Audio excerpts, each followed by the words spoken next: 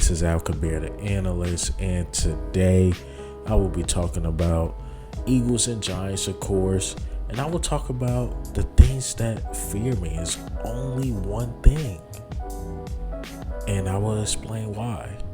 This is Al Kabir, the analyst. So I keep reading these things, seeing these things. Eagles fans, Eagles, you shouldn't take the Giants lightly. Every team we played, including the Texans, I'm like, don't take them lightly because they're going to treat this game like a Super Bowl. And Texans fought hard, for a 2-win team overall, and they had 1 win at the time. Now, I'm not saying that, the Giants are soft or anything. They're in the playoffs and they're in a divisional round. Salute to them. But I kept saying, why they say we should fear them?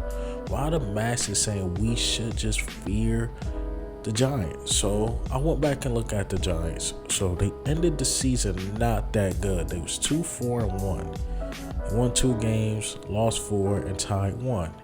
Okay, so it's obviously they not on a win streak. And that's no offense to them. They weren't on no win streak. And I'm like, okay, let's look at the individual players.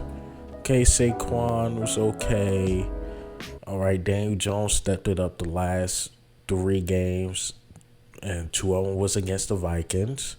1 was against the Colts. I'm like, okay, the level of competition wasn't that great. What is it to really fear besides us beating them twice? What is it? They keep saying we barely beat their backups. I would call the Kenny Galladay a lucky catch without that touchdown.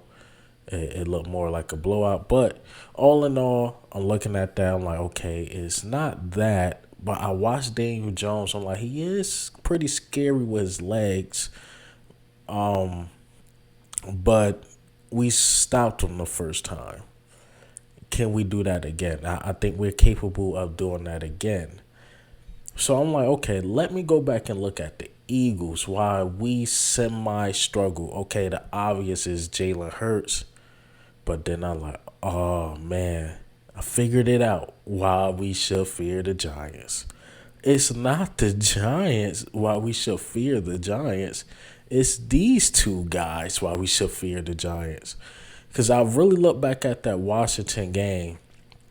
And Jonathan Gannon just could not get Washington off the field. He just couldn't get them off the field. Whereas though the first game we just dominated, 3 and out sacks, got them off the field. We scored when necessary. Shane Steichen, the play calling against Washington wasn't that great, and even when he called some good plays, our players shot themselves in the foot, like a Quez Watkins fumble, this and that, just a couple drops, look like a daisical, look like we took them very lightly. So I'm like, okay, so it's us that we should fear. We should fear that we might shoot ourselves in the foot. Bad play calling, Gannon taking too long to adjust, unusual turnovers by our players. That's what I seen, and I really fear Gannon more than Shane Steichen. Even though Shane Steichen, he been getting pass happy, maybe because he had Gardner Minshew, but he's forgetting he has a top 5 running back behind there. I'm like, okay, Saints game I looked at because we lost that game. Like, Miles Sanders is averaging 5-6 yards per carry.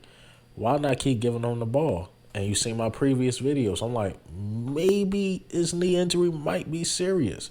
I did not see any reason why he shouldn't have touched the ball. Shane Steichen getting pass happy.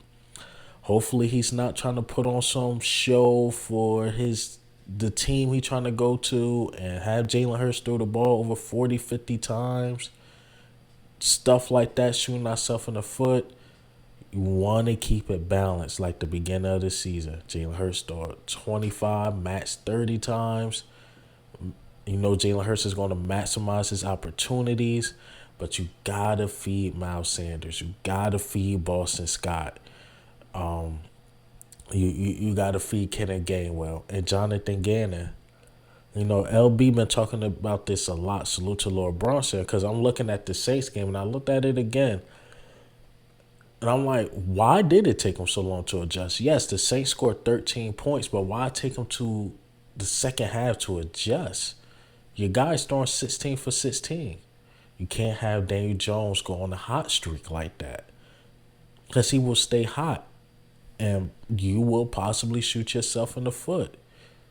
Now, I even said this against the Saints, and we end up losing that game. Like, with our DBs and stuff like that, we should be able to just slow these guys down. But if Jonathan Gannon decide to play those zones could get picked apart. Whereas though Darius Slay, I believe he could go 1-on-1 with any wide receiver on that team. James Bradbury could go 1-on-1 with any wide receiver on that team. C.J. Gardner-Johnson, I believe he's going to play the slot a lot more. He can go receiver, tight end, 1-on-1 with anybody on that team. You got to bring the heat like the first game. Contain the pocket. Don't let Daniel Jones go to the outside, of course. Don't let him do that. Defensive line, step it up when Saquon touch the ball. Don't let him get anywhere. Don't let him get cooking. Don't let him get that big play. So these the two guys I'm worried about. But it's not really the Giants I'm worried about. Unless they got that underdog fight in them. Because, you know, the last time they made it to the Super Bowl, it was something like this. Wasn't that great? Yeah, I think they only have 9 wins that year, and they won everything. They won the Super Bowl against Tom Brady. But I just don't think they got that talent. Like, even that year, they had like a Michael Strahan, this and that. No disrespect to Kayvon Thibodeau, but he's a rookie. Like, he's a rookie. He's going up against Lane Johnson and Jordan Mailata. In the link, it's going to be a tough task, man.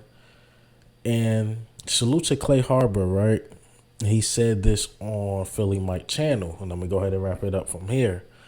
He says something like, the reason why people keep saying it's hard to beat a team 3 times in a row, the winning team feel like they don't need to adjust. We just stick with the same game plan. We could beat these dudes. Whereas though the losing team, like, okay, we did this wrong. We're going to adjust this, adjust that, adjust this, adjust that. Plus with a coach like Brian Daboll, who is very smart, by the way, he can adjust. But we got to be prepared. We got to be prepared. But hey, man, what do you think and how do you feel, man? The only thing that fears me about this game is these two knuckleheads. That's it, man. Only thing that I fear about this game. But this is Al Kabir, the analyst. Ghost.